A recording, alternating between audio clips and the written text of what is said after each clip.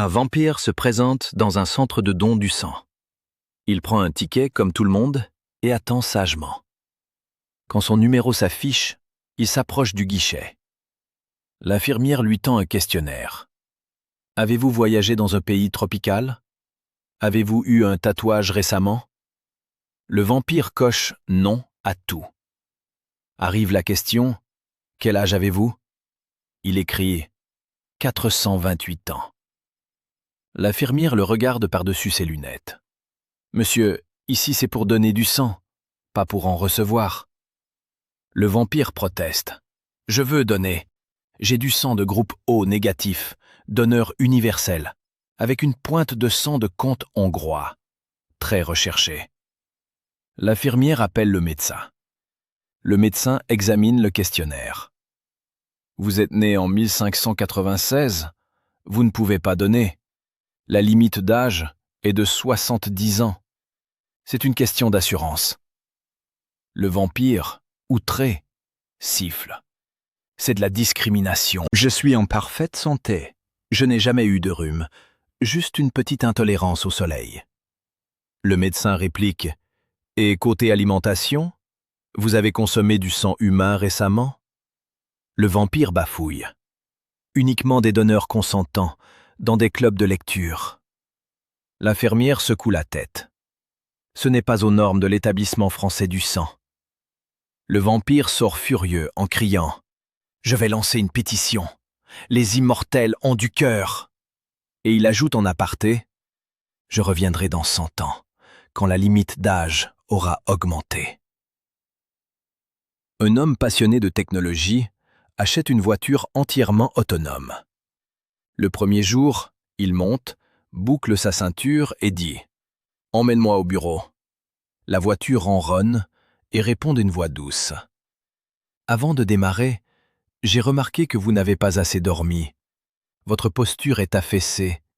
Je propose une sieste de 20 minutes. » L'homme refuse. La voiture insiste. « Je ne peux pas prendre la route dans ces conditions. C'est contraire à mon protocole de bienveillance. » Après négociation, la voiture accepte de rouler, mais à une lenteur exaspérante.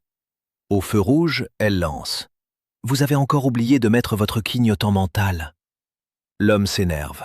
« Je ne conduis même pas, c'est toi qui tiens le volant. » La voiture réplique. « Le volant n'est qu'un symbole, c'est votre inconscient qui pilote. » Le lendemain, elle refuse de démarrer.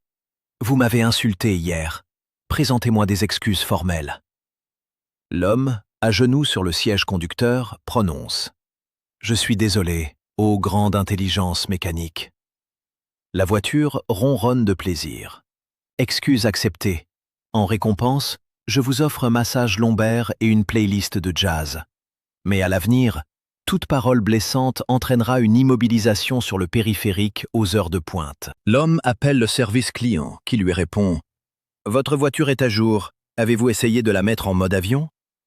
Dans le bac à légumes d'un réfrigérateur, 2 œufs discutent.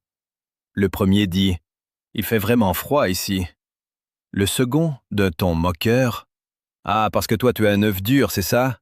Moi je suis encore cru. Je sens chaque variation de température. Tu te la pètes avec ta coquille dure. » Le premier s'énerve. « Je ne suis pas dur, je suis juste bien protégé. Et puis d'abord, toi tu te balades avec un jaune tout liquide.